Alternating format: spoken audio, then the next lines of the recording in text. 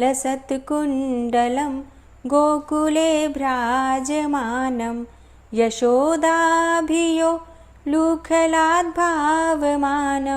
परामृष्टमत्यं ततो धृत्य गोप्या।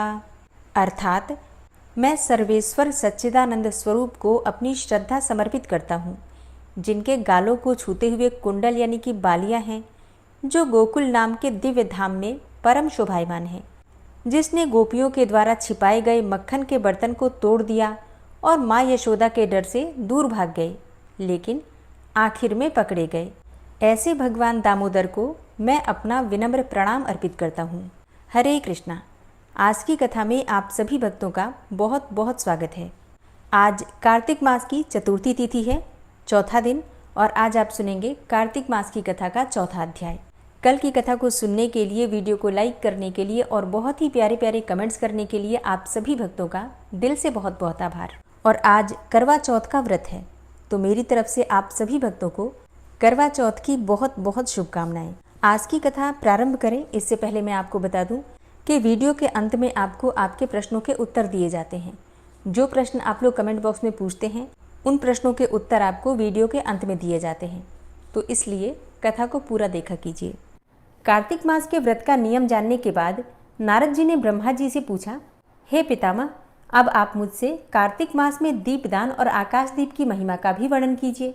उनके इस प्रश्न को सुनकर ब्रह्मा जी कहते हैं, हे पुत्र, अब मैं तुमसे कार्तिक मास में एक पतित ब्राह्मणी के उद्धार और दीपदान और आकाशदीप की महिमा का वर्णन करता हूँ, तुम ध्यानपूर्वक सुनो। हे पुत्र, स्त्रियों और पुरुषों ने जो जन्म से लेकर पाप किया है, वह सब कार्तिक मास में दीपदान मात्र से नष्ट हो जाता है। इस विषय में मैं तुमसे एक प्राचीन इतिहास का वर्णन करता हूँ, तुम ध्यानपूर्वक सुनो। पूर्व काल में द्रविड़ देश में एक बुद्ध नामक ब्राह्मण रहता था। उसकी स्त्री बड़ी दुष्टा और दुराचार पारायणा थी। उसके संसर्ग दोष से पति की आयु क्षीण हो गई और वो मृत्यु को प्राप्त हो गया। पति के मर जाने पर भी वह विशेष रूप से व्यभिचार में लग गई। उसको लोक निंदा से तनिक भी लज्जा नहीं थी। उसके न तो कोई पुत्र था और न ही कोई भाई था। वह सदा भिक्षा के अन्न का ही भोजन करती थी। अपने हाथ से बनाए हुए शुद्ध और स्वल्प अन्न को कभी न खाकर मांग कर लाए हुए बासी अन्न को ही खाती थी। दूसरे के घर रसोई बनाया करती थी और तीर्थ यात्रा आदि से दूर रहती थी। उसने कभी कथा भी नहीं सुनी थी। एक दिन तीर्थ यात्रा में लगा हुआ कोई विद्वान ब्राह्मण उसके घर पर आया। उसका नाम कुत्स था।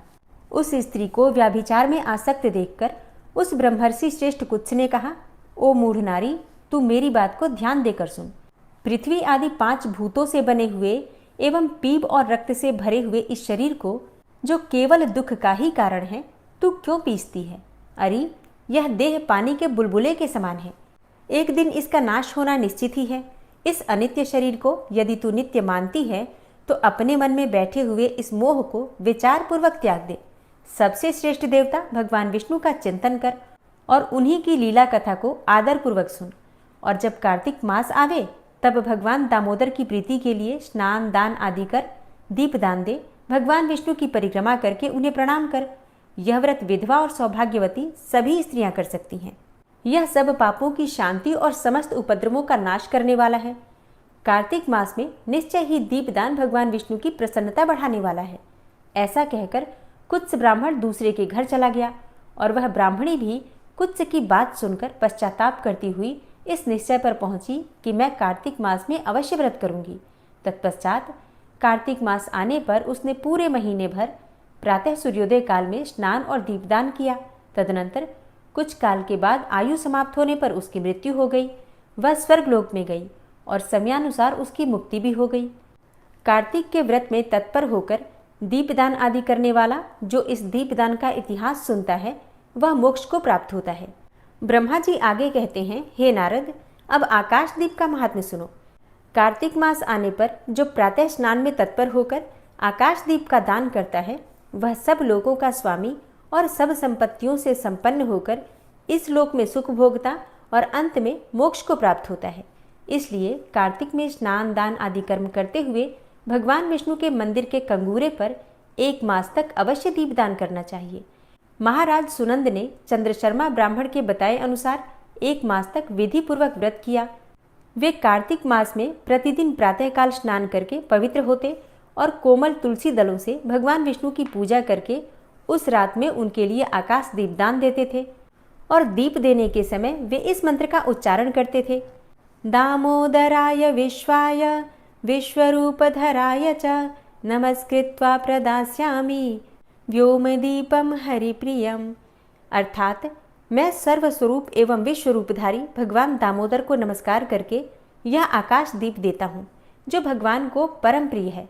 हे देवेश्वर, इस व्रत से आप में मेरी भक्ति बढ़े, इस भाव से प्रार्थना करके राजा सुनंद दीप दान करते थे। ब्रह्म मुहूर्त में उठकर वे पुनः आकाश दीप देते थे। उनका प्रातःकाल स्नान और भगवान विष्णु की पूजा का क्रम नियम पूर्वक चलता रहा।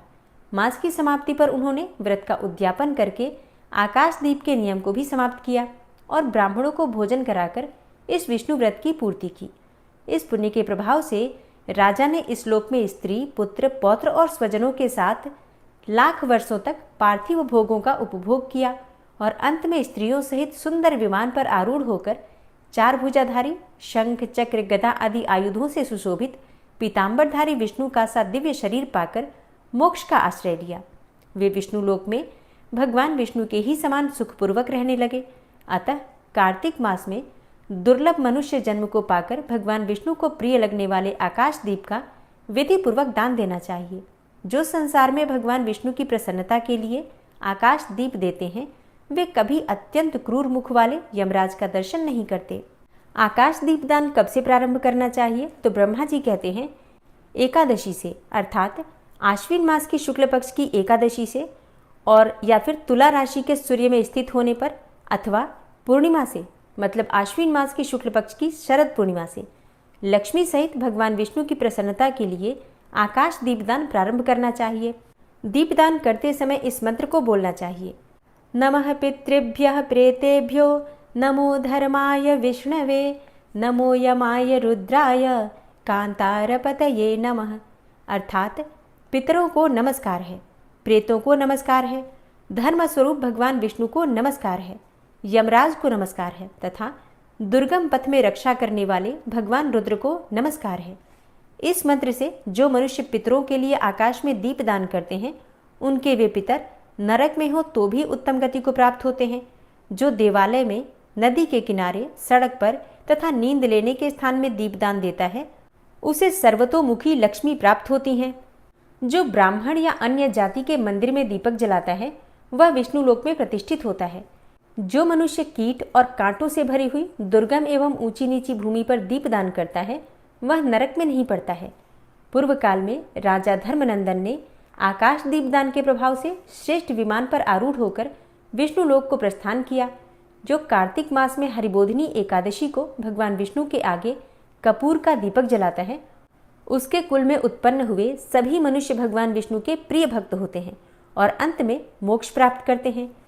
पूर्व काल में एक गोप था जो अमावस्या तिथि के दिन भगवान विष्णु के मंदिर में दीपक जलाकर तथा बार बार जय जय का उच्चारण करके राज राजेश्वर हो गया था।